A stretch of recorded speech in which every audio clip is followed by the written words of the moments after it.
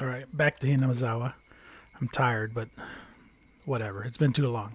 So, Shohei Otani got juked out by Nestor Cortez.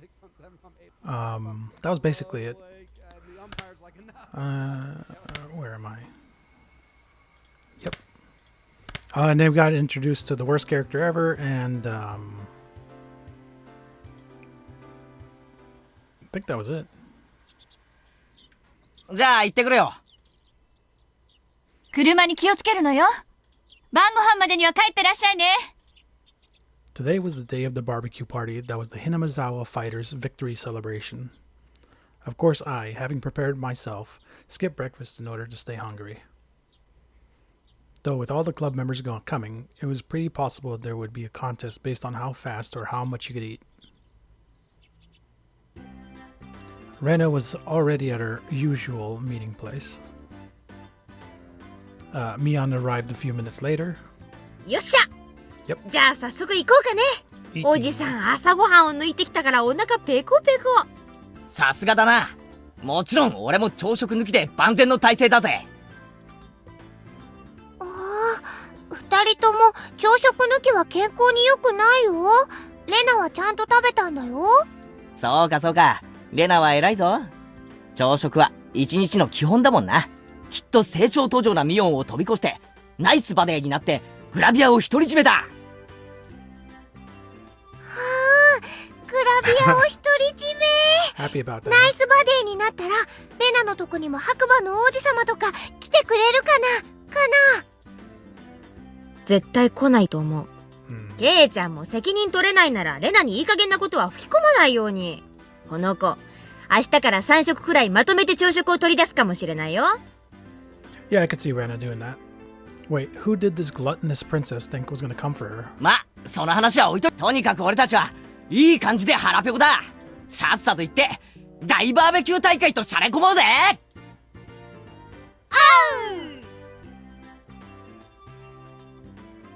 The venue for said barbecue was going to be the Furude Shrine grounds where Rika-chan lived. They held events and festivals there and barbecues too. It was the place that held all sorts of ceremonies in Hinamizawa. Come to think of it, there was supposed to be a big village festival coming up, wasn't there? Watanagashi or something. The scenery you could see from that high up was fairly superb, and the calm atmosphere, particular to shrines, was something fairly difficult to find in the city. We left our bicycles at the bottom of the shrine steps and broke into a mad dash up the stairs. When we arrived on the shrine grounds, the Hinamizawa fighters and their fathers had already gathered and had begun setting up for the barbecue early. Of course, Satoko and Rika were there as well. When they noticed our arrival, they waved to us. あら、忘れずにちゃんと来ましたわね。皆さんが来なければその分お肉が多く食べられましたのに。実に残念でございましたよ。甘いぜサトコ。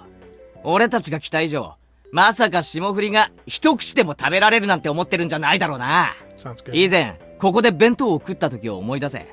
俺とサトコの致命的なリーチさで今回も圧倒してやるぜ。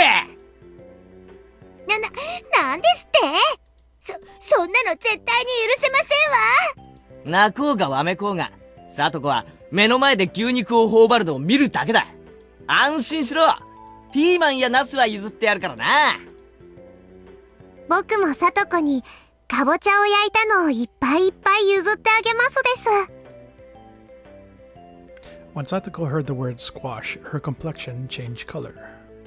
When she took my overwhelming reach into account, she knew it wasn't just a threat, it could actually happen. 監督に伝えとくよ。さとこはかぼちゃが大好きだって。監督のことだから日本全国から特産のかぼちゃを山盛り集めてきてくれるね。よかったなサトコ。どのかぼちゃもよりどり緑だぞ。朝から晩までずーっと3食かぼちゃ三昧だ。わあレナみんながいじめますな。 Satoko tried to leap into Rena's chest. Oh no, clearly given another second, Rena's mock punches would have piled us to... you know what it says. So just before Satoko hit Rena, I grabbed her by the neck and pulled her back. I gotta slow down. A superb reaction with only seconds of foresight. At least it was supposed to be. But for Rena, when I caught the leaping, crying Satoko, it looked I was keeping her to myself.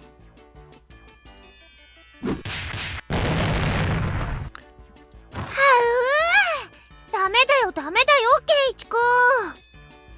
これはレナのなんだよ。お持ち帰り。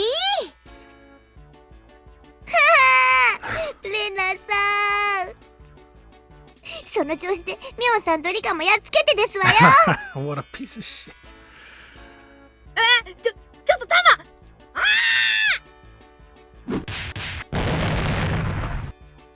さあ、リカはどこですの？いた！レナさん、あそこでしたよ。待っててね、さとこちゃん。すぐにやっつけちゃうよ。そうしたらすぐにお持ち帰り。さとこがひどいのです。はう、リカちゃんもかわいい。はう、お持ち帰り。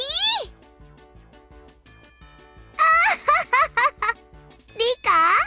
ざまあないでございましてよ。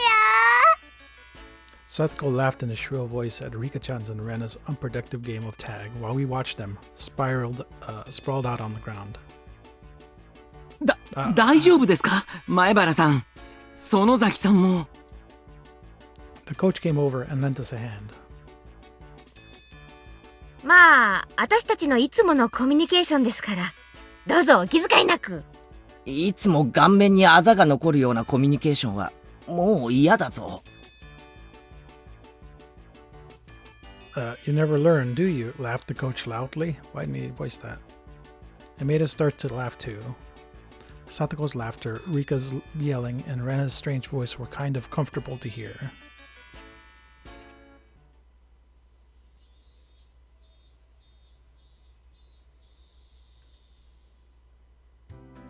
The adults here knew what they were doing, so the barbecue was ready in short order.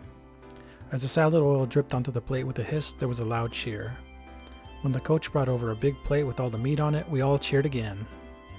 わあ、これ本当にすごいお肉だよ。監督、本当に大奮発したんだね。約束ですからね。これなんか、グラムいくらするか知ってます？本当に奮発したんですよ。当然ですわ。三流のお肉じゃ昨日の私の大活躍をねぎらうには値しませんでしたよ。そうだね。今日の主賓はさとこちゃんに違いないね。確かに最後のホームランを打ったのは紛れもなくさとこだもんな。しかも油断させたといえ小細工なしの特大アーチ。さとこは運動神経は良いのです。悪いどころか、世代的には突出してるんじゃない？私なんかと比べても、運動能力は決して劣らないでしょ。さとこちゃんってひょっとすると将来はスポーツ界で大活躍できるかもね。なんだか褒めちぎられて照れますわね。むしゃむしゃ。Satoko, for whom the excessive praise made her not notice the moderately grilled meat being stolen one after the other, was just far too cute. 前原さん、重い。Tomita and Okamura were carrying something over to us. It was a huge barbecue plate. おお、これぞまさしくバーベキューの主人公の到着じゃねえかよ。The plate was chock full of skewers with vegetables and meat on them. The grilled burning hot meat juices made a shh noises as they drizzled off. You need a lot of heat for cooking something on a metal skewer, so they had grilled the whole plate at once. やっぱりこれがなきゃバーベキューとは言わないですよね。ああ、まったくだ。俺も手を貸すから早く持っていこう。よいしょよいしょ。見て見て、すごいのが来たよ。Everyone greeted us with a cheer. Each person received a skewer with vegetables and big pieces of meat on it. They also received paper cups filled to the brim with juice. In my right hand were pounds of piping hot barbecue, and left was a cup of juice that I could chug down. If this didn't make you want to dance, you weren't a man. おお、もう我慢できないぜ。ガブッといくぞ。ガブッと。まだまだケイちゃん。ほらほら、一応セレモニーってことで。みんな、注目。The coach, with a cup of beer in his hand, mounted the nearby beer cooler. This was supposed to be a victory celebration after all. We needed an opening statement. I hope it ends soon, though. For every second that goes on, a little more of the food's freshness goes away. Satoko stomped down onto the back of my foot. Onto the back of my foot? まったく、いい年の男が卑しいですわね。もう少しエレガントに我慢できませんの？ Oh, no. 俺ってつくづく思ってることが顔に出ちゃうのな。じゃあみんないいですか？昨日は大勝利でしたね。すごいピッチャーの登場で苦戦もしましたが、こちらも同じくらい頼もしい助っ人の登場で見事逆転勝利を収めることができました。Bribed with cake. Both my hands were full, so the older and the adults gave us a round of applause, the older brothers.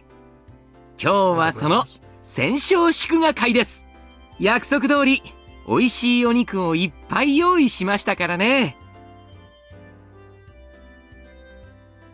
Huh? Okay. Oh, okay, yeah, I get it. As promised, I got a bunch of... well, yeah. 今日はいっぱい食べて次の試合への活力にしていきましょう。Then, after a few words of thanks to the fathers and brothers who helped with the barbecue, he led us in a toast. 乾杯！ They say that when toasting, you would normally down the contents of your cup. But we were young. At the toast, all of us immediately began to dig into our skewers. After that, it got really lively, with everyone congratulating one another for the things that they did during the game. Like how someone made a catch, or how awesome someone looked when stealing a base. Of course, they congratulated me too, the savior who appeared to fight against the Koshian pitcher. まあ俺の活躍も含めてあれはサトコの活躍だったわけだがな。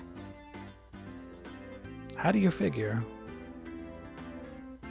確かにサトコの作戦ではあったけどさ、亀田を口説き落とすなんて真似はケイちゃん以外にはできなかったわけだし、十分ケイちゃんも称えられるに値する活躍をしてるよ。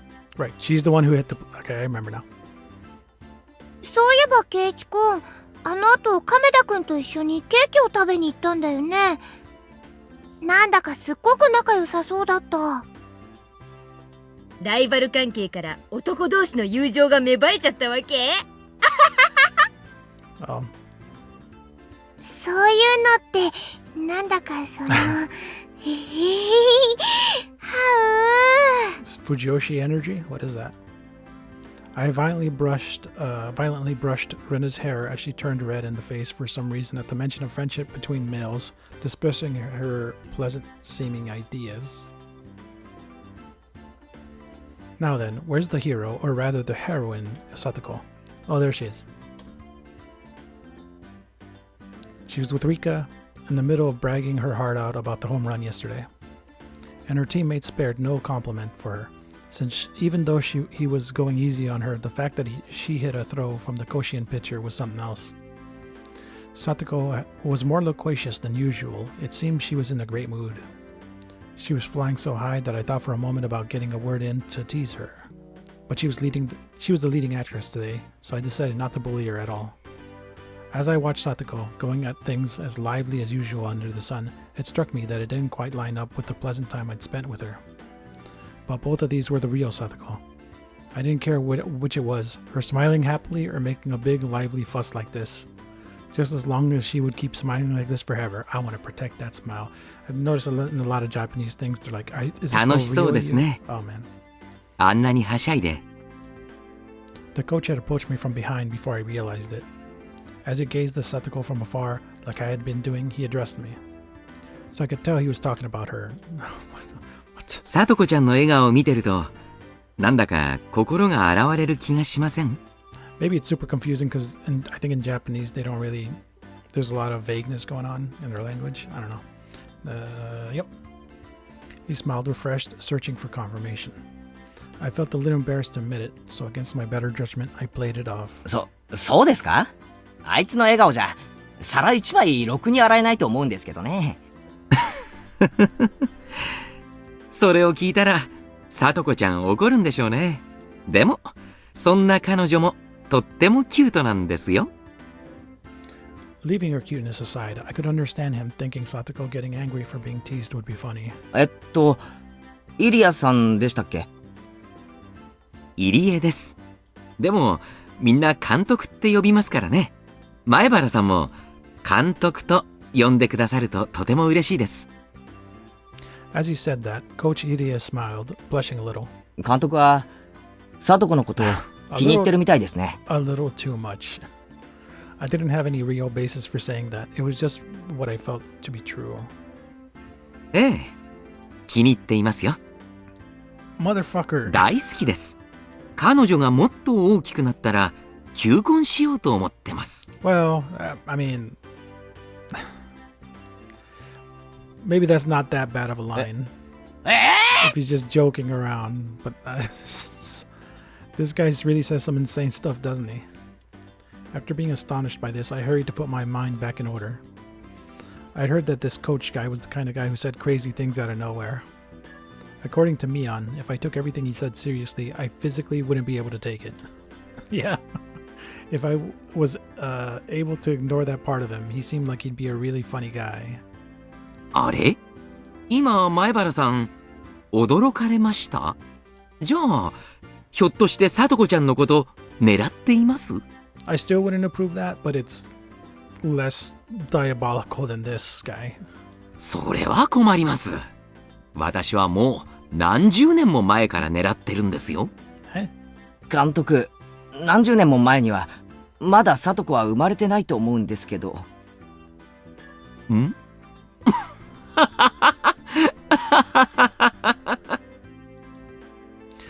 ？Coach gave a dry grin and laughed. Was this how I should be doing it? I must somehow master the art of responding to this coach guy. After that, I received many words of praise for my actions, almost too many. As that conversation was happening, leaving aside the controversial statements this coach person would spout suddenly, I learned he was a very composed and not a bad guy by any stretch. 俺なんかより、あの特大アーチを放ったサトコの方が賞賛に値すると思いますよ。正直、あいつにホームランを打てるなんて思わなかったです。さとこちゃんのお兄さんは、どちらかというと、おとなしい文系のタイプでした。Alright, so this guy brings up Satoshi first. きっとさとこちゃんは、その反対の才能に恵まれたんでしょう。Didn't he always have a baseball bat though? Huh. Her Aniki? Right, he meant Satoshi. The one who left Satoko and ran away from home. Nini. Hojo. ご存知ないですか？さとこちゃんのお兄さんです。And based on what this guy knows, like, why is he just giving out this information? 北条聡くんと言いましてね。彼も、ひなみ沢ファイターズで活躍してたんですよ。もっともっと活躍してほしかったんですが、転校してしまいましてね。へえ、そうなんですか。So he transferred, huh? Maybe that was a little more considerate than saying he ran away. Now that he mentioned it, I think it was Rena. I think she said Satoshi transferred too. I didn't know the details of him having run away from home at the time, so I didn't pay much attention to it, but... 兄貴だけ転校したんでしたっけ？そういうのって珍しいですね。Everyone was having fun far away, and their cheerful voices distant. The chorus of the cicadas separated us from them, giving me a sense of distance. At first, I thought my own voice was too soft for even me to hear. But for a really long time, Coach didn't respond to my words. So at this point, I began to wonder if I had said something I shouldn't have.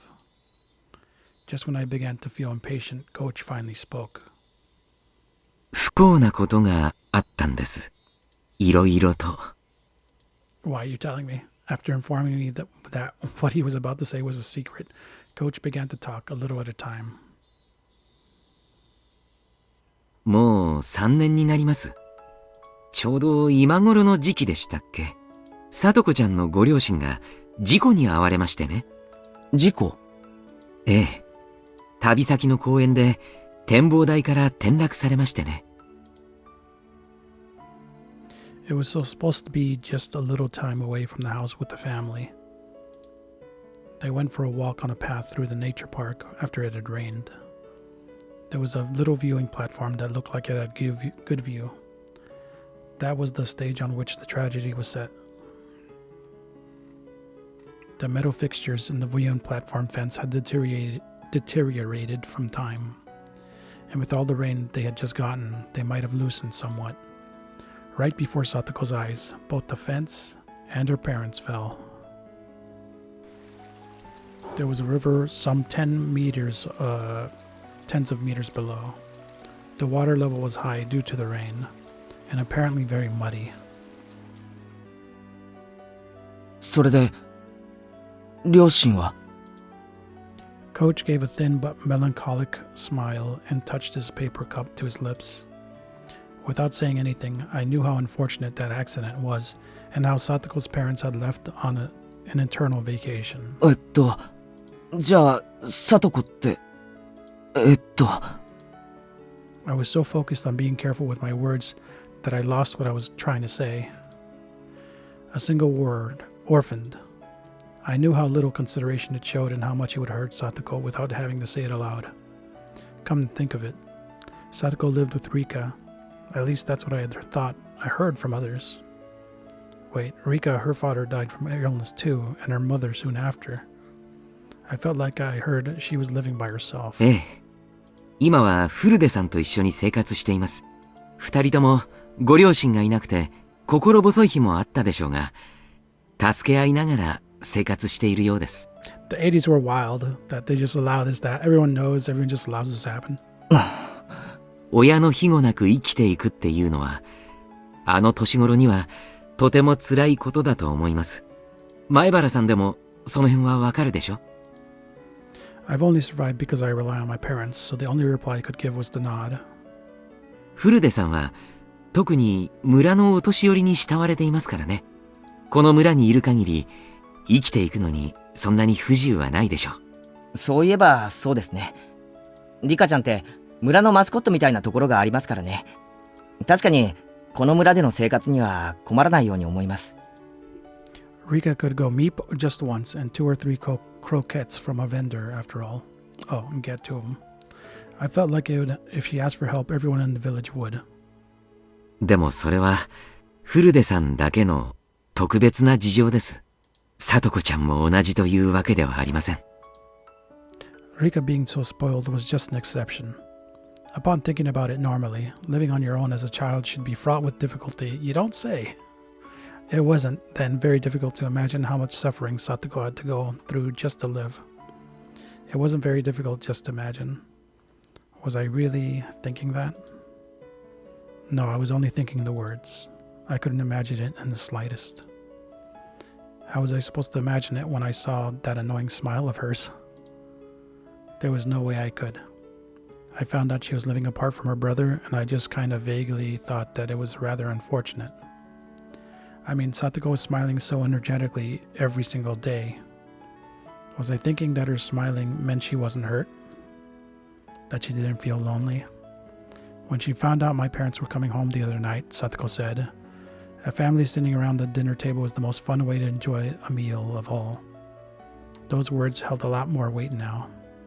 あの子を養子に迎えようと本気で思ったこともあります。Not you, you're saying creepy things. Someone else though. 養子？ It's a secret.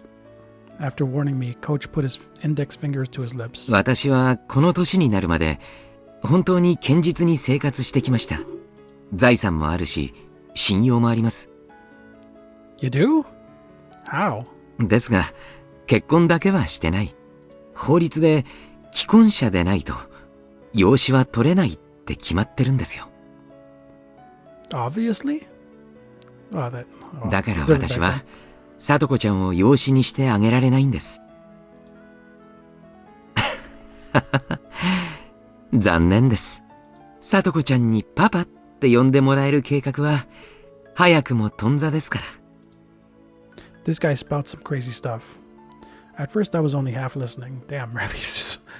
But midway through, I realized how rude that was. This coach person seriously only wished for this one girl, Satoko, to be happy. That was neither crazy nor was it nonsense. He wanted her to be happy. Those were his true feelings. さとこちゃんの今の生活は、決して幸福なものではないでしょう。でもね、それをほんの少しでも和らげてあげたいと思ってるんです。もっとも、余り物のお裾分けや力仕事のお手伝いくらいしかしてあげられませんがね。幸せですよ、さとこ。Coach showed surprise at my having declared that. こんなにもさとこの幸せを強く願う人間がこんなに身近にいて不幸なわけがありません。I spoke with a serious expression, quietly but firmly all the same. It was my approval of his feelings and my gratitude of Satoko's Nini. ありがとう。でも、さとこちゃんには内緒にしてくださいね。彼女、私が養子にしたいなんて知ったら、こんなスケベ男なんか誰がパパと呼ぶものですかって憤慨しそうですから。I wonder, should I turn this guy into the police? Satoko may have been somewhat childish, but she was still able to emphasize with people, right? She'd call him that. I knew it. Oh, don't think about that. As if my feelings had gotten across, Coach grinned, satisfied, and returned his gaze to the hustle and bustle before us. Her parents and her older brother. She lost her family and had no relatives and was huddled up with Rika, who was in the same situation. Satoko Hojo. It wouldn't be odd for her to look at her life with despair, but she didn't seem to feel that way. She lived energetically with a smile. あの子にはね、いつまでも笑っていてほしいんです。It was a naive wish, and yet it was one that he couldn't help hoping for. So the words that I spoke were the same. 奇遇ですね。俺も同じことを考えています。おや？前原くんもですか？では私たちは仲間ですね。約束しましょう。約束？ It's a very simple one, the coach said, giving me a grin.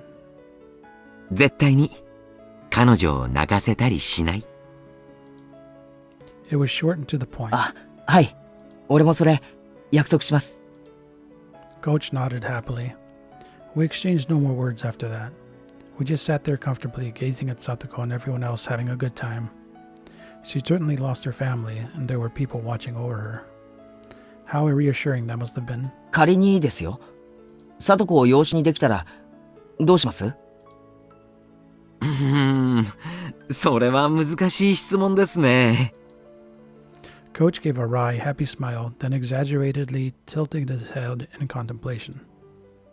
まずですね、私のことをご主人様と呼ばせて、優しく可憐なメイドにします。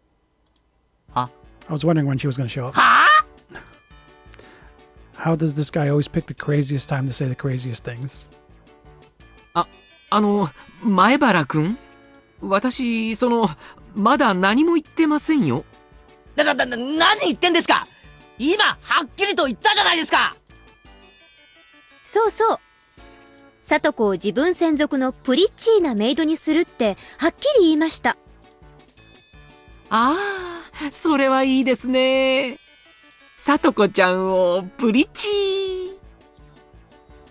あ、プリティとプリチーは似てるようで微妙に違いますからね。Yeah, it kind of sounded the same when she said it. 日本のわびさびをミックスした和洋折衷の言葉なので注意してください。なるほどな。いやー、日本語はほんと奥が深いよな。そうそう。ケイちゃんはよく理解してます。ではそういうことで。I wonder if he knew that was Shion. Okay, he does. My hand shot out and grabbed Shion, smiling, waving, and about to leave by the nape of her neck. おい、待てこら。突然現れて、何をとんでもないことを言ってやがるんだ。とんでもないことって言ったら、ケイちゃんと監督がしてたさとこラブなトークの方がよっぽどとんでもないと思いましたけど、養子縁組のあたりから再現してご覧に入れます？お前、そんな時から息を潜めていやがったのか。お姉にすらかなわないケイちゃんが私に歯向かおうなんて100年早いってことです。This was Shion, the younger sister of the Zanusaki twins. Though she hadn't a scrap of the reserved quality you expect from the little sister, she was a villain no better than her older sister Mion.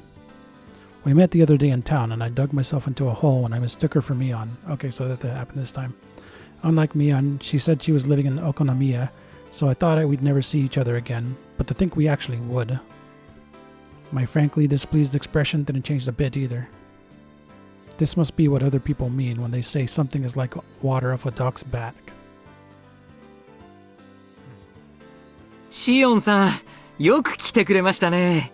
来てくれないと思ってがっかりしてたんですよ。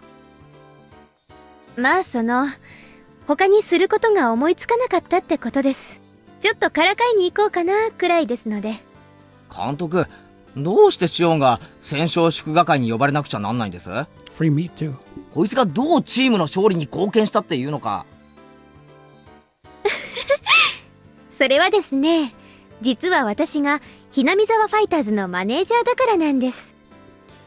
Why aren't you the manager for the Okonomiya? Huh? マネージャ The ー？ team. 嘘だろ？そんならなんで昨日の試合にいなかったんだよ。マネージャーはマネージャーでも幽霊マネージャーですから。てへ。She seemed to think I'd forgive her if she just stuck her tongue out and smiled.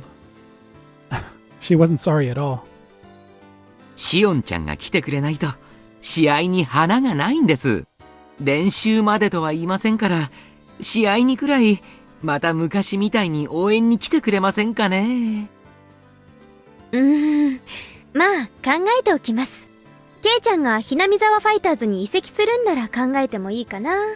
私かっこいい男の子がいないと応援する張り合いがないんです。Oh, she's calling him good looking? I think she has a little bit something for him. I think so. Eh?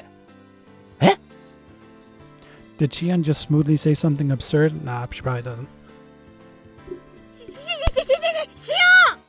あんたまだどこから湧いて出たの？ Suddenly, Mion came running over, latched onto my shoulders, and pulled me towards her. Oh, like keeping us safe from her? みーちゃんの妹さんだ。しーちゃん、こんにちは。レナさん、こんにちは。まだ1回しか会ってないのに名前を覚えてもらって光栄です。あ、こちらこそ。レナの名前を覚えててくれてありがとう。そんな挨拶はどうでもいいの。 God damn, she's pissed. ケイちゃんの勧誘なんてダメだからね。ケイちゃんは我が部のホープなんだから、野球なんかに引っこ抜かないで。 Mion gave a low growl as she grappled my arm. She looked like a little girl desperately clinging to her toy. ケイチ君はうちの部活の期待の新人なの。だからトレードとかは全然ダメなんだよ。 Rena's smile hid a nonchalant bloodthirst. She was blocking Xian's way, ready to unleash an ultimate attack if she got within 2 meters of me. I felt like this was going to turn into a bloody battle.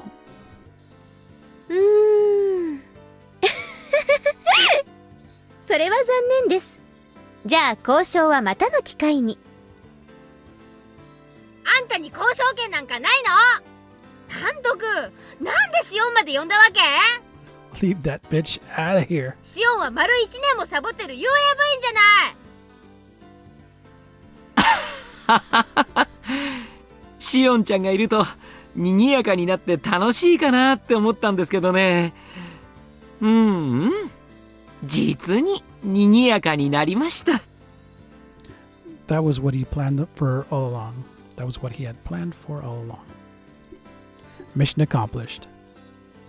ほら、ケイちゃんおいでおいで。みんなでゲームやるよ。もちろん罰ゲーム付きでね。She's pissed. しーちゃんもどう？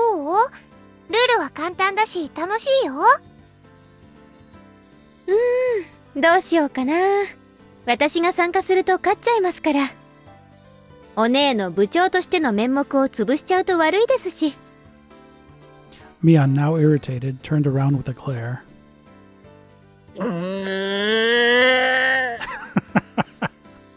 It's great. なんですお姉。私も一緒に参加して姉妹対決にした方がいいですか？おね。多分やめといた方がお姉のためだと思いますけど。あっかんべー。塩なんか混ぜてやらない。仲間外れ。べーだ。Whoa, Mion just avoided a direct confrontation. It seemed like the twins were completely incompatible with each other. 混ぜてあげないの？みーちゃんとの対決見たかったかな？私シオン嫌い。あいつと戦うのは苦手なの。An angry Mion dragged me away. Slide. 頑張ってくださいね。 Slide to the こ left. こで応援してますから。ケイちゃん、ファイト。おう。 Shion waved her hand at us, reveling in the bliss of teasing Mion. Alright. Club activities had begun, which meant I needed to clear my mind. What was today's battle? Today's punishment game. I'd take anything on. ほらほらケイチさん、覚悟なさいませよ。今日は徹底的に行きますわよ。おう、上等だぜ。さとこだろうと誰だろうと手加減無用でぶっ潰してやるぜ。そこをレナは漁夫の利で優勝だよ。僕はそれに小判ザメで優勝を狙いますです。はう、リカちゃんが小判ザメみたいにペター。ほん持ち帰り。よしみんな、今日は大人数だから簡単で分かりやすいゲームにしよう。今日のゲームはね、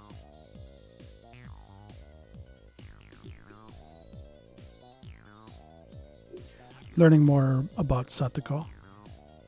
Alright. I can't remember who plays a big part at the end of this now. Everyone who lost the game dropped out and had to help clean up after the barbecue.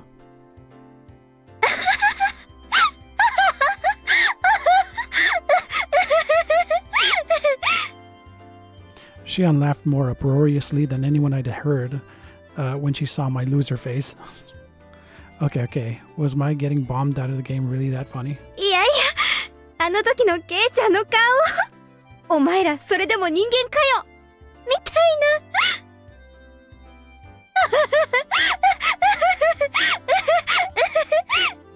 ちくしょう。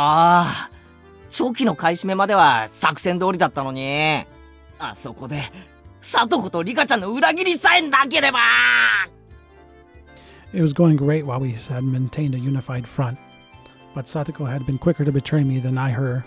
She was just a tiny bit better than me. Ugh. だから北条を信じちゃいけないって警告したんですよ。Let's start this. Tomita and Okamura were unanimously wearing I told you so faces. Incidentally, those two were victims of Satoko's traps pretty early on as well. くそー。富田君たちの分まで頑張るつもりだったのにな。And once again, for the showdown, it didn't matter. Maybe this meant I still couldn't match up to the other members yet. で、部活メンバーの最下位には何か罰ゲームがあるってことになってるんじゃなかったでしたっけ？ Shion remarked, as though forcing me to recall something I tried to forget even for a moment. そうだったかな。Nah, it's not right. I'm going home. Later. そういえば前原さん、委員長と罰ゲームを決めるときかなり熱くなってましたけど。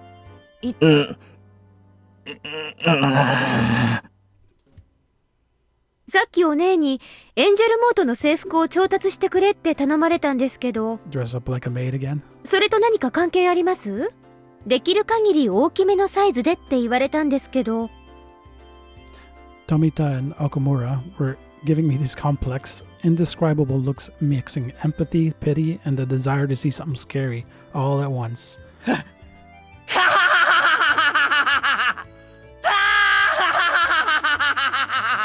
I really like his ugly laugh.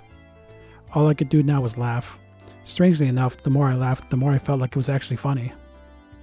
I lost. あれあれ前原さん、どうしちゃったんですか？ You go home right 笑 now. ったり、泣いたり、吠えたり。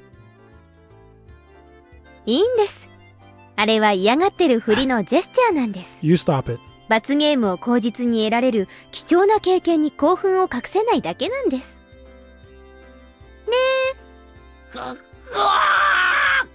何が貴重な経験とは。 I held my hand in my hands in agony. My state of mind could be summed up with a 3-letter word. It was... Coach gently put his hands on my shoulders. Don't touch me. Was he comforting me? 前原さん、苦境を受け入れなければならない時はですね、厳しい指導を受けているメイドであると想像するんです。ほーら、絶望的なシチュエーションがなんだか楽しそうになってきませんか？いいじゃないですか。Red in the face and indulging in his imagination, still holding onto my shoulders, Coach said, "Oh, master," and started twirling around like a ballerina. I had to wonder what kind of word associations he had going on in his head. At the very least, it was different than what was in mine. The first thing that comes into mind when I think of disciplining, it certainly isn't maids. It's perverted. 富田くん、岡村くん、君たちの監督は実に面白いな。こんなのでよく監督が務まるな。Wait, I'm perverted. Never mind. Tomita and Okamura exchanged glances and answered with dry smiles. Then they added that he was a really nice person most of the time, which is something you'd normally say about a person who isn't nice being right now. The coach's questionable revolution slowed to a stop, and then his expression returned to a clear, calm one, almost making what just happened seem like an illusion. He can switch gears way too fast. では、お片付けを続けましょう。前原さんは力持ちみたいですからね。プレートを水場に持って行って洗っていただけますか？了解です。I hoisted the dirty barbecue plates, each with a slimy oil clinging onto it, and looked for the wash basins. They're heavy. What are these wash basins? Over there? Figuring I should make it there before my arms gave out, I headed toward it at a trot. A lot of the adults who had been helping were using the wash basins, so I gave up and looked for a different set.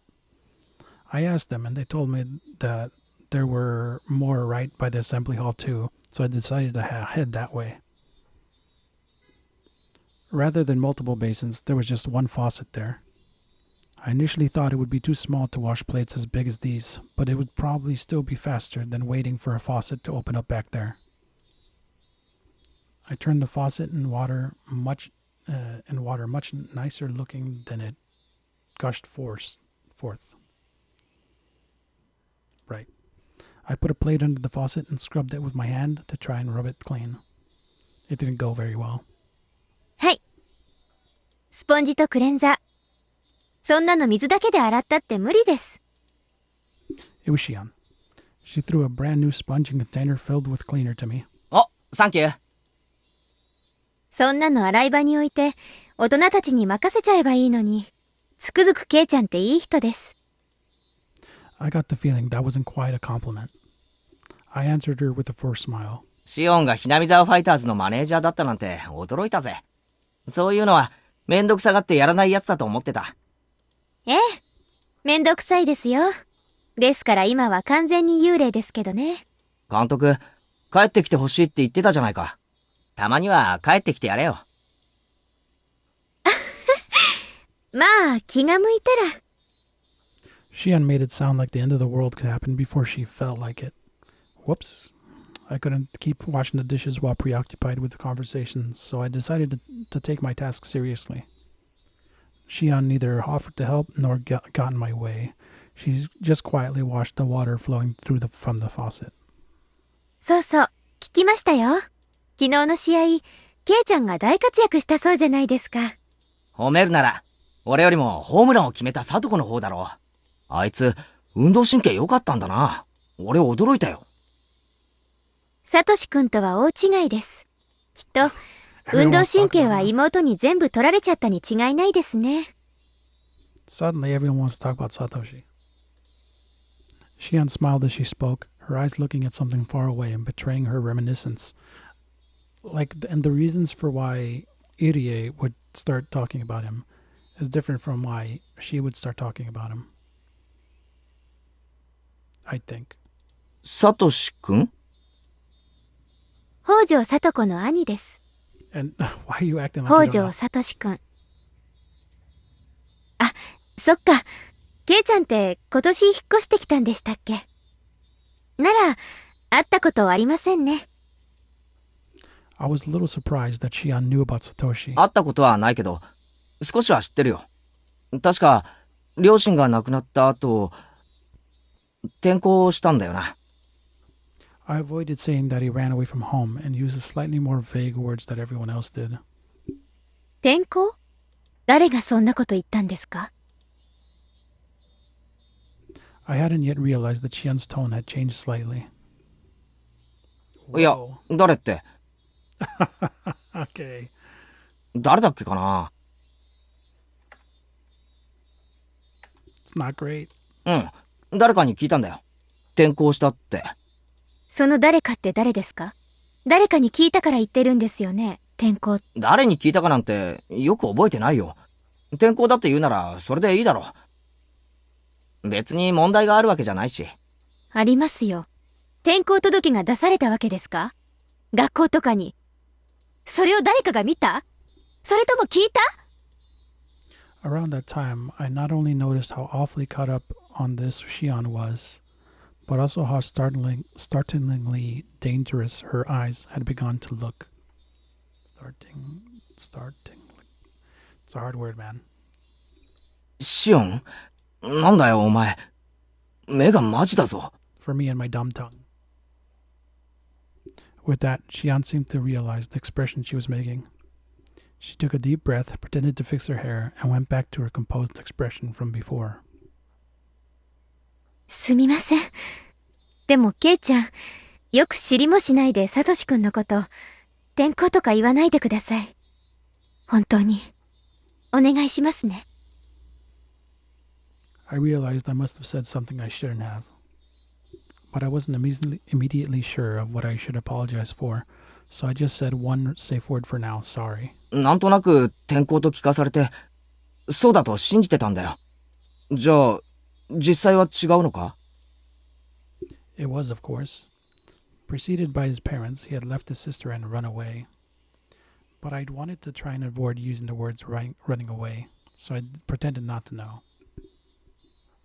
Upon seeing my flustered reply, Shion realized she was intimidating me and lowered her voice. あ、すみません。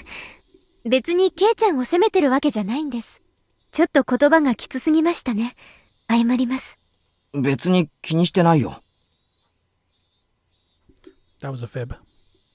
I was actually a little scared even. Was there something wrong with saying he ran away? Was there some sort of misunderstanding in saying that he had transferred? But before I could ask her, she turned on her heel to leave. おい、シオン。じゃあ、頑張ってください。ケイちゃんのプレートで最後みたいですよ。洗い物。Her final remark reminded me of the dishes I had so easily forgotten about. So immersed in conversation were we that it got pretty late. I turned the faucet again to get the water flowing faster. I violently scrubbed the plate. Let's get out of here. When I turned back around, Shion was no longer there. By the time I'd finished washing the plates, most of the other things had been cleaned up. The air had cooled off before I realized it, and as the heat that had struck with us all day dispersed, a nice breeze started to blow.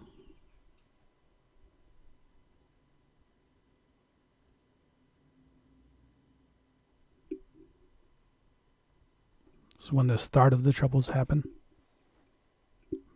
Maybe. では皆さん、集合です。 Coach got everyone together to make his closing remarks. And with that, another fun day drew to its close. In the end, Mion ended the game with a magnificent victory. Satoko and Rika, who had labored so hard to betray me, had fallen into a huge trap afterward, leaving them frustrated about more than a few things. 人を裏切る奴はいつか自分も裏切られる。いい見本だな。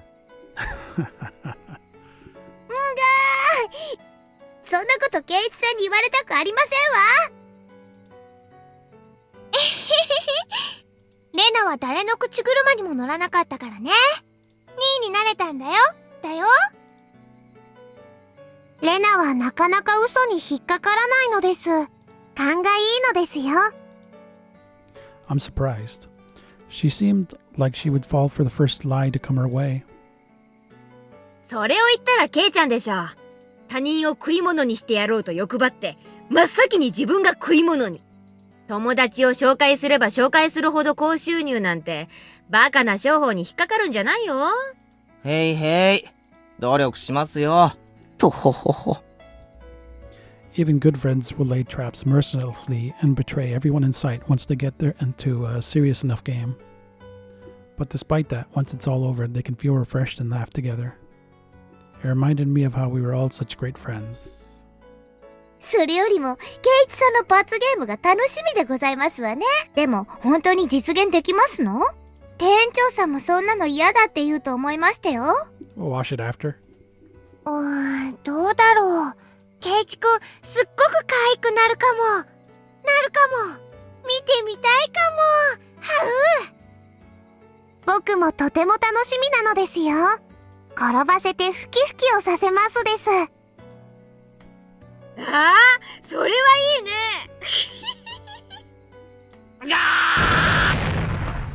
なぜここ一番で俺は勝てないんだ。今日は絶対に勝ちたい。この罰ゲームは誰かにやらせてみたいと思うといつも負ける。 Look at all this. 足りないのか。 All this salt. 勝利への信念が足りないのか。うわ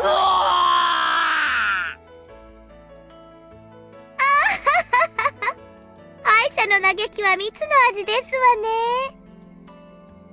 かわいそうなのです。ケイチくんもこうやって強くなっていくんだね。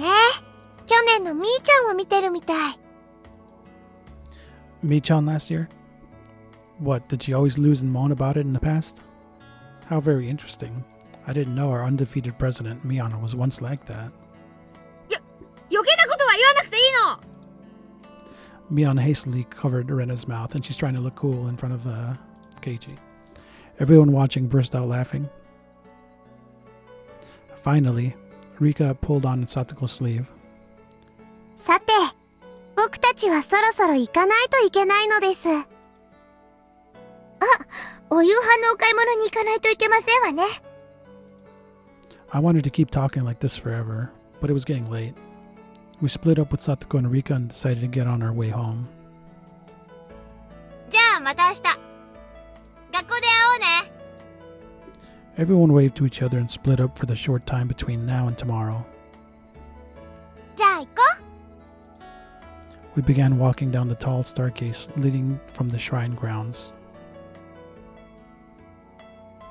As the sun started to set, the afternoon's heat began to disappear as though it was never there.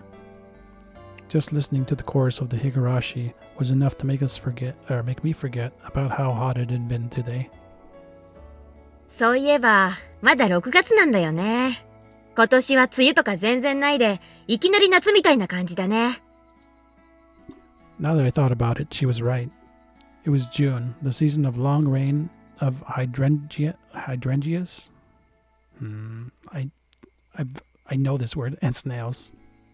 I haven't seen a real rainy season since transferring here. 週間予報によると週明けあたりからはもうちょっと梅雨らしい天気になるらしいよ。大雨注意とか言ってたから。綿流しにぶつからなきゃいいんだけど。そうなんだ。やっぱり梅雨は梅雨らしい方がいいよね。レナは梅雨の長雨って結構好きだよ。 Same. 長雨なんて気がめいるだけだって。 No, you're wrong. ねえ、ケイちゃん。ああ。Right. I was also spacing out and I forgot to read those lines. I was thinking back to my conversation with her sister. When I said that Satoshi transferred, Shion clearly got angry. She was mad at me for saying something so careless. I mean, it may have been a vague way of skirting around the fact that he ran away from home, but I don't think it was so bad that Shion would feel the need to feel mad about it. I wasn't really satisfied with it. I felt like a child, completely ignorant of what he was being scolded for. So my thoughts spilled out of my mouth in a very direct fashion. サトコに兄貴っていたよな。サトシって名前だっけ？ As soon as I said the name, Satoshi, Ren and Mian both lost their relaxed, comfortable mood and made strange expressions. Should I have avoided talking about this? That's what that made me think. But I've already said it, so that's that. And I'd be lying if I said I wasn't interested. サトシってどうしたんだっけ？引っ越したんだっけ？ That was such a transparent way of putting it, but in my desire to know everything, I feigned ignorance.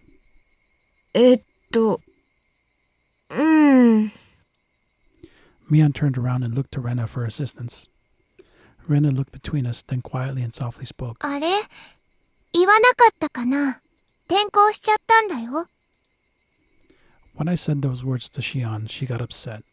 So I answered her with all the same words that Shion had given me. 転校って、誰がそんなことを言ったんだよ。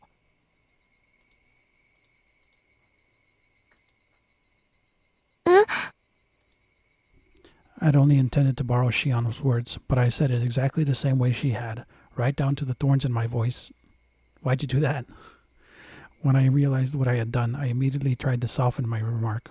本当に転校したなら、転校届とかが学校に提出されるはずだろ。でも、そんなの、実際には出てないんじゃないのか？ Mian and Rena, their eyes grew wide. They were at a loss for words. I started to feel like I was doing something real bad. I thought they were only hiding the fact that Satoko's older brother ran away out of consideration for her. 別に、二人を責めてるわけじゃないんだぜ。ただ、サトシはどうしたのかなって聞いてみてるだけのつもりで。I wasn't trying to blame them. The fact that I had to remind them even looked like I was tormenting them with an impossible question. No, maybe I was just actually bullying them. Maybe I had lashed out at them in retaliation for Shion getting mad at me. This whole day had been so much fun, but now... Why did I go and say something that made all of that meaningless? I couldn't help but regret my own careless curiosity. That's enough. Let's drop it for now. As I was about to say that, Mian spoke up. 別に隠そうとか騙そうとか、そういうつもりじゃないのを分かってほしいんだけど。Mian's tone conveyed her genuine awkwardness. They sounded like the excuses of a child who had been presented with evidence of her own mischief. サトシは、転校したわけじゃないんだよ。It starts. Mian said, resigning herself. But I felt bad for pushing her to say that. So, it's okay, Mian. Let's stop talking about him. No, let's not. Let's keep... Sorry for teasing you. I wanted to apologize. But right before that... 帰ってこないの。 What the fuck? Unlike Mian's stammered reply, Rena was clear and resolute. 帰ってこないって。ある日から家に帰ってこないの。Eh? He won't come back.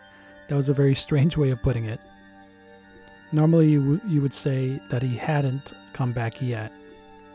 At least I thought you'd say it like that, like Rena did if he wasn't capable of coming back. You wouldn't say it like that when talking about someone who ran away from home. 帰ってこないって、どういう意味だよ。じゃあ、サトシはどこへ行ったんだよ。知らない。Rena's word choice felt very cold to me. It was so cold that I couldn't muster a response right away. だからさ、レナの言う通りなんだよ。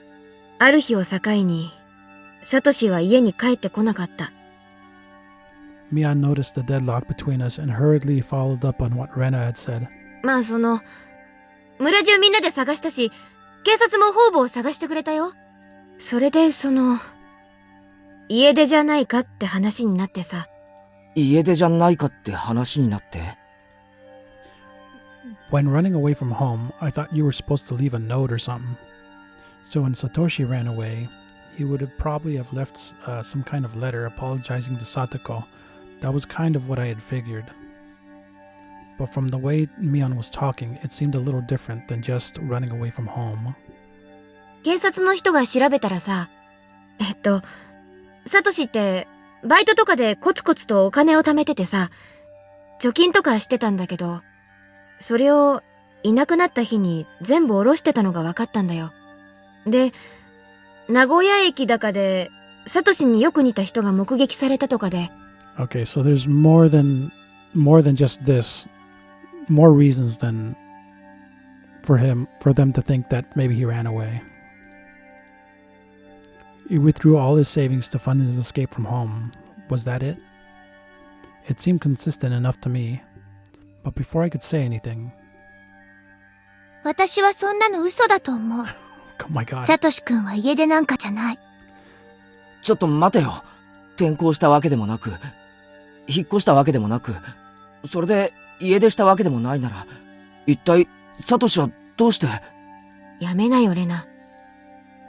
Mian whispered to her. Rena, however, continued without interruption. And then she said this. だってこれは、お社様のたたりだもの。え、たたり？ It took some time before I understood what Rena meant by that. Mian clicked her tongue and shook her head a little. サトシ君は、消える前に私に教えてくれた。Oh my god. 誰かに見張られている。後をつけられている。家の中にまでついてくる。寝るとき、枕元に立って見下ろしてるって、教えてくれた。やめなよ、レナ。それは間違いなく、お社様のたたりの前兆。きっとサトシ君は、心のどこかで、ひなみ沢を捨てて逃げ出そうという気持ちがあったんだと思う。それを、お社様は許さなかった。だからやめなって。お社様は、ひなみ沢の守り神様。ひなみ沢を捨てて逃げ出そうとする人を、絶対に許さない。私はそれを謝った。でも、サトシ君はきっと謝らなかった。だから、お社様のたたりに会ってしまったに違いないの。Jesus Christ. お社様のたたりだって？ I hadn't intended to repeat it, but the words came out of my mouth anyway. Oyashiro-sama's curse. 警察が家出だって決めつけたって、信じない。私は絶対に信じない。そんなの、たたりだと認めたくない村の偉い人たちが決めただけの嘘っぱち。お社様のたたりは、信じようと信じまいと、確かに。Mion struck Rena in the head, and not in a joking way either. いい加減にしろって言ってるでしょ。Fix this call real quick. 恩和の私でも島には怒るよ。Jesus. Pushing her to her limits. Actually, there was plenty of displeasure and anger in Mion's face at that moment. For a few moments after being hit, Rena looked astonished. Perhaps the voices of the Higurashi calmed her frantic mind, because after a little while she regained her original calm expression.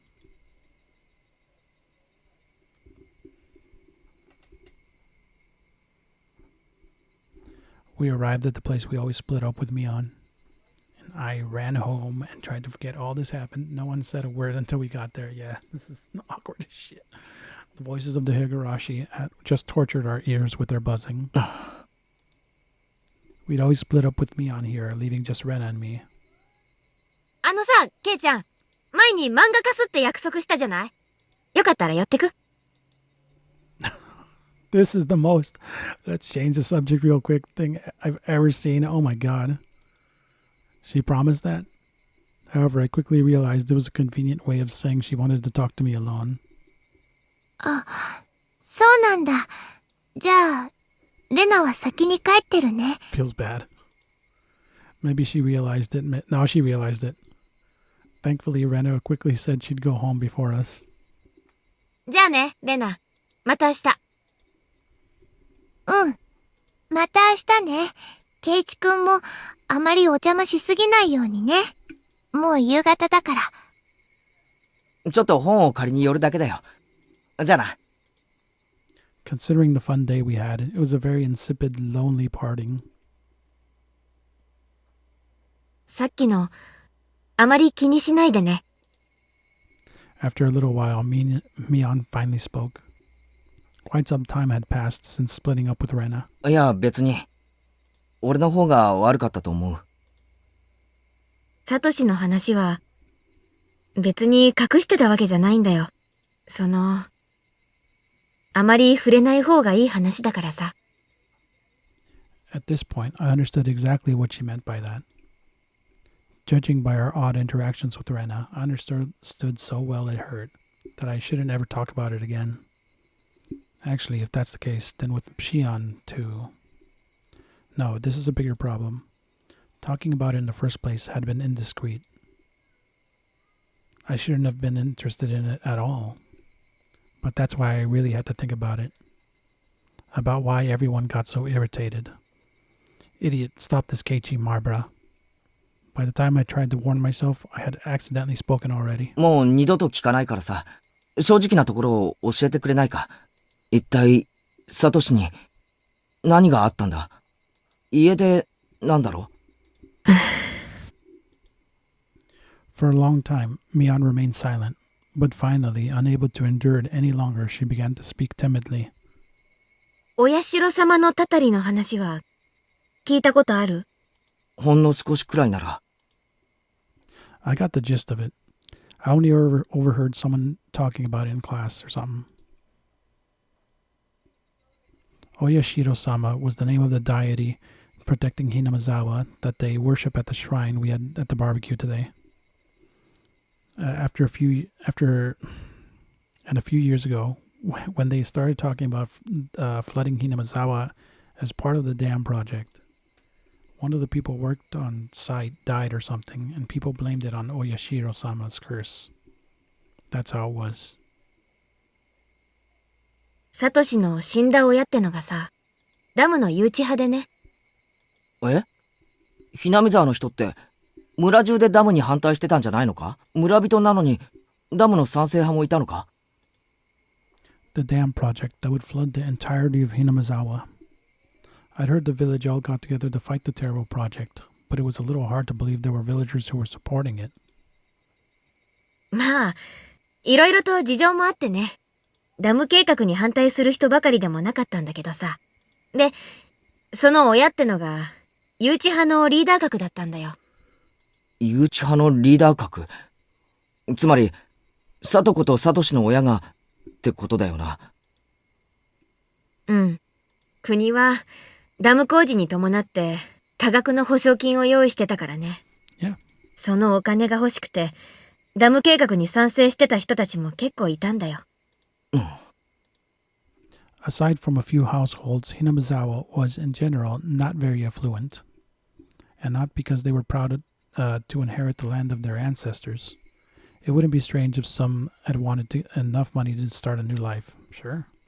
But even in that case, they would have had to hesitate to say so, given the situation. Yeah, with crazy people everywhere.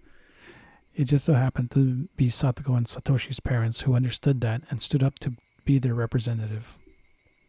By that standard, you could say that they were heroic, which I would.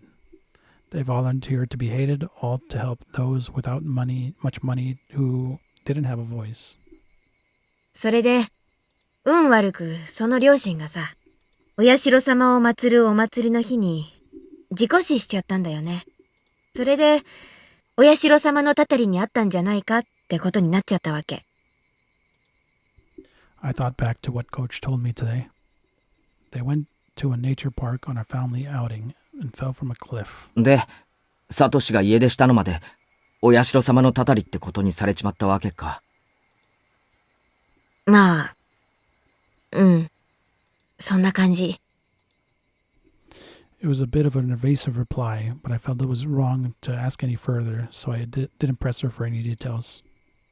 もう説明するまでもないと思うけどさ、サトコにとっては、両親の事故もサトシの家出も、そしてお社様のたたりなんて話も、愉快な話じゃないのはわかるでしょ。Yeah, of course I know. I could only nod silently. だからさ、私たちはサトコの家族の話には触れないことにしてる。サトシのことは、仮に聞かれても、転校したってごまかすことにしてる。その辺の事情を、汲み取ってもらえるよね。They wanted to protect Satoko's happiness, her smile. As someone who thought that way once, even for a short time, I really did regret having been imprudent enough to broach the topic to begin with. ああ。わかるよ。俺も軽はずみなことを聞いたと後悔してる。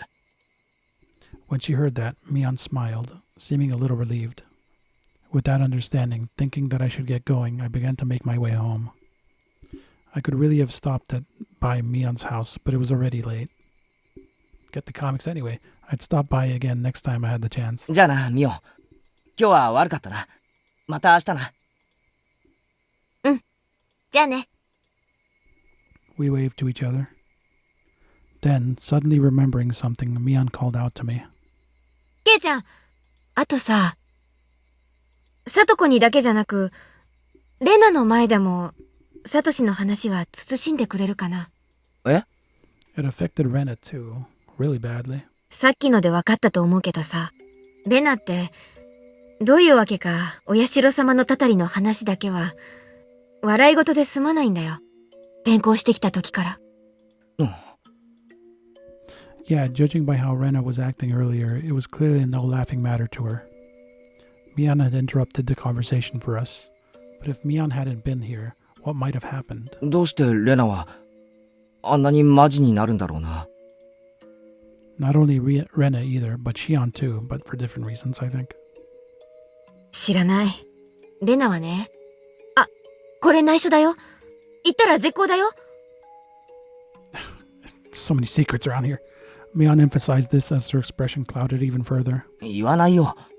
で、レナが何だってんだよ。お社様のたたりに会ったこと、あるんだって。え？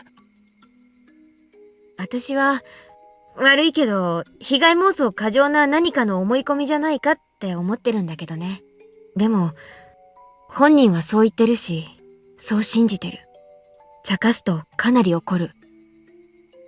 レナは普段はちゃらけてるけど、怒るとかなり怖い。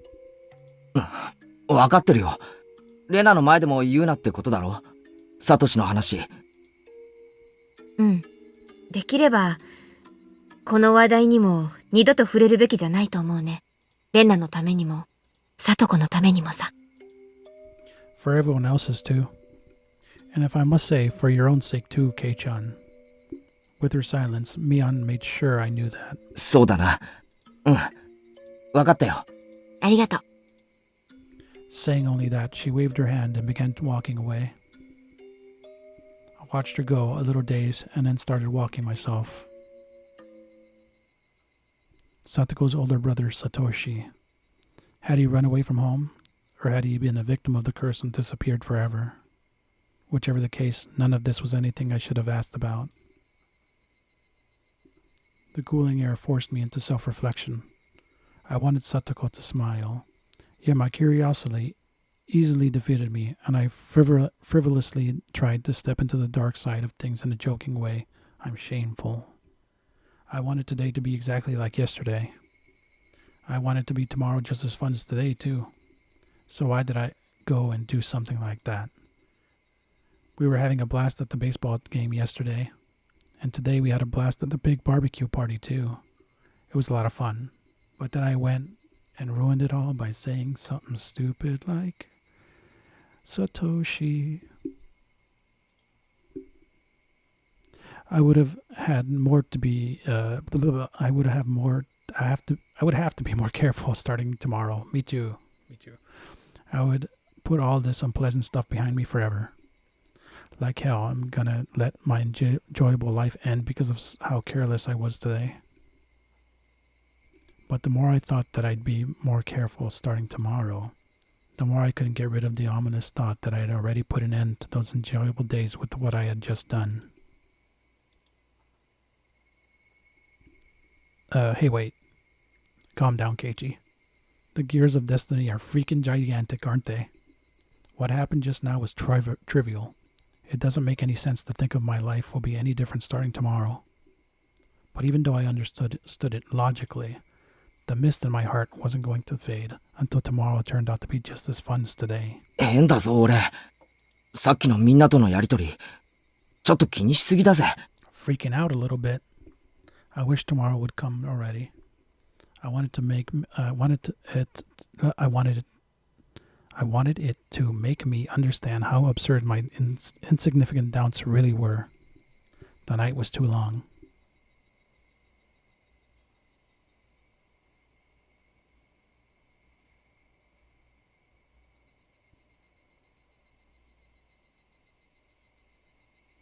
I think that might be it. Just the start of the troubles, yeah. Alright.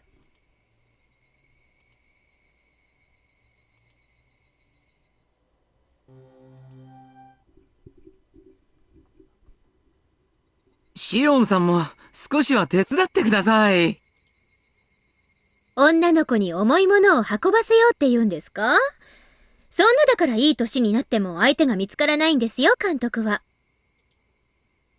ですね。そういうのを曰くこう言います。余計なお世話です。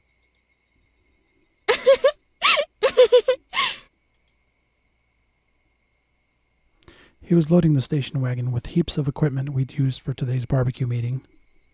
All the fathers and sons who had helped were starting to get on in their way. さて、シオンさんはどうしますか？あなた、ここまでは何で来ました？自転車でしたら、積んで送って差し上げますよ。バイクだからいいです。お心遣いだけで嬉しいってことにしときます。今日は来てくれて嬉しかったですよ。やはりマネージャーさんがいないと、パッとしませんからね。まだ私マネージャーなんですか？1年も丸々サボってんだから、こんな無能マネージャー、いい加減に解雇するべきだと思いますよ。Probably. シオンさんが辞めたいって自分で言えたらいつでも解雇してあげますよ。ずるいな。早く解放してくださいよね。試合があるたびに来ないかと電話がかかってくるの、もううざくてかなわないんですから。シオンちゃんももっともっと素直になれば、とってもキュートで可愛い女の子なのに。お父さんは悲しいですよ。一体どこでねじ曲がってこんなにひねくれてしまったんだか。Alright, so you're friends with the Yakuza dude. ああ、お父さんの愛の抱擁で力強く包み込めば目が覚めますか？でしたら遠慮なく。Never mind, he was calling himself her father. Ugh. ほーら。Coach was fooling around with all his might, but Shion just smiled into the distance without responding. 何も変わってない。監督が変な人で、みんなの賑わいも何も変わってないのに。サトシくんだけいないとおっしゃりたいのですか？帰ってきますよ。きっと待っている人がいるんですから。勝手なこと言っててください。彼も罪作りな人ですよね。こんな可愛い彼女を置き去りにして、どこへ行ってしまったんだか。彼女？誰が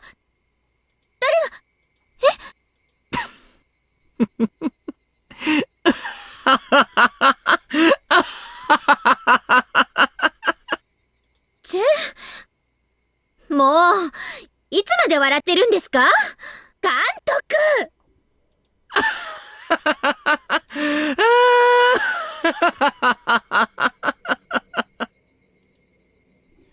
！Coach bent over and laughed heartily for a little while. では、またお会いしましょうね。試合にも、たまには応援に来てくださいよ。まあ、気が向いたら。私、マネージャーなんか全然、もうやる気ないんですから。いいんですよ。あなたが嫌なら、いつでもクビにしてあげますよ。嫌がるのを無理やりってのは、私の性分ではありませんからね。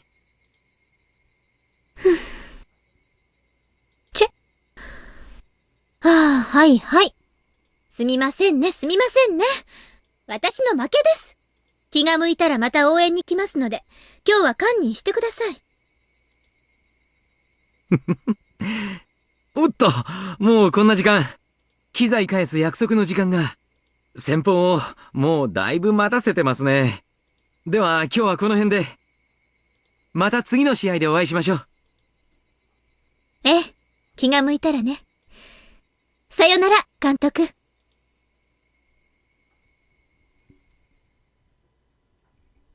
Short one. Okay.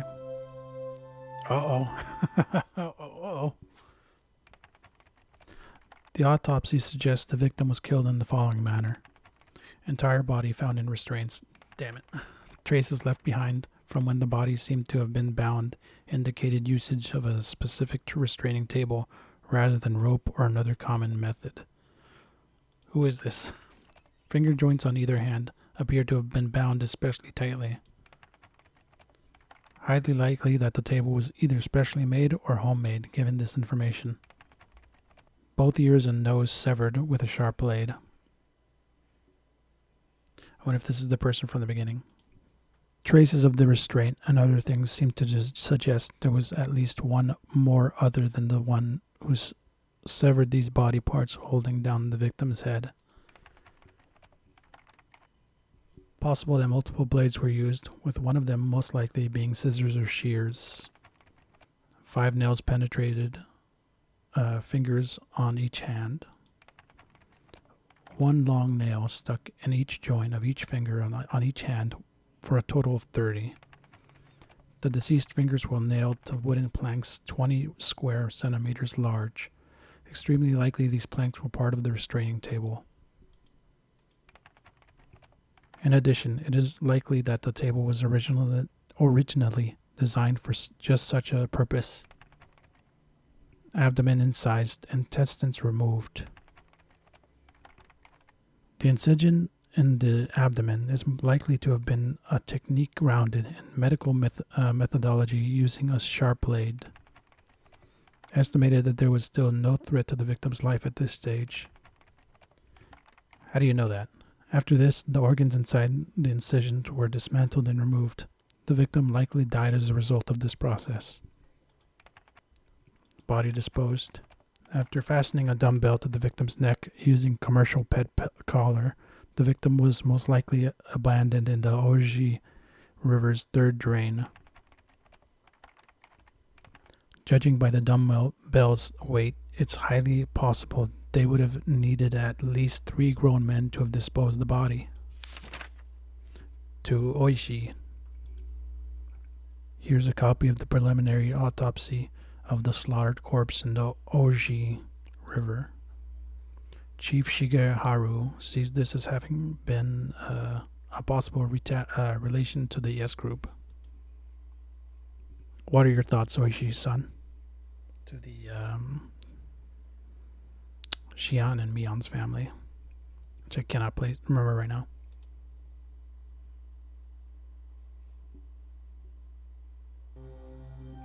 Well, we finally got a little bit from the beginning. I wonder if that happened directly before this. There's no reason why it had to, but that'd be nice if it did. Make things make more sense. East round 3, some that game.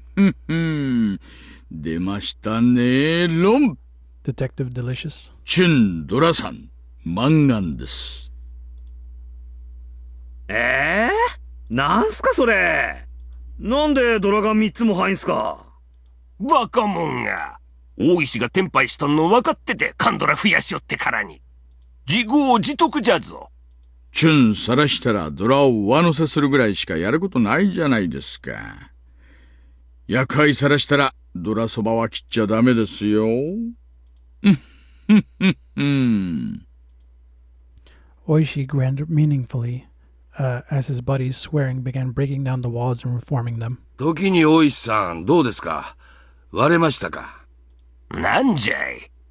ああ、例のドブ川惨殺死体の話かの。So it was a female. I think we knew that from the beginning it was a female. 何か手がかりはあったのか？ねえ、まあ。裏はそっちで取ってくださいよ。さすが。何者です、仏。間宮里奈、本名は律子。Ooh. Okay. Okay, yeah. シボネフラワーロードにあるブルーマーメイドってキャバクラに勤めてたみたいっす。やれやれ。そらやばい店じゃな。確か、園崎家の若頭の店じゃろ。Sonozaki's.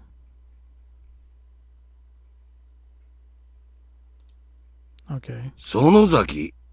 あった。S 号関連か。You already said it out loud. 難航しそうな山だな。噂じゃあ仏さん、園崎の上納金に手をつけちゃったらしいっす。話じゃかなりシャレにならない規模らしいっす。女が上納金に手を出したか。裏に男がいそうじゃのう。女の単独犯なんてそうそうないぞい。どうせもう死んでますよ。死体がまだ出ないだけで。そうそう、おいさん。女の同居人、生きてるみたいですよ。生きてる？じゃあこれから死ぬんでしょうね。害虫が害虫を駆除してくれるんだから、本当に素敵な自浄機能だと思いますよ。Please your sock. その紐なんですがね。北条鉄平なんですよ。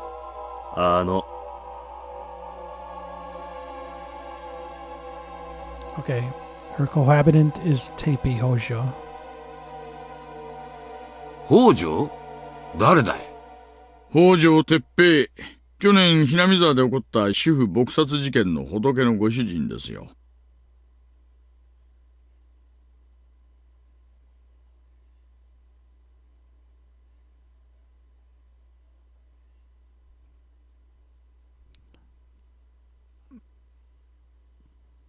So confused.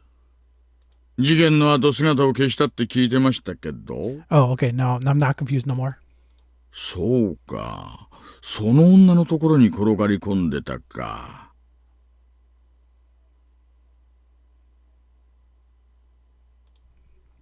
Huh. ますますに、園崎の匂いがプンプンだの。彼氏は今どこに？女のアパートに同居してたんすがね。女が自分を捨てたと思ったみたいで、店やたまりのあちこちを探し回ってるらしいっす。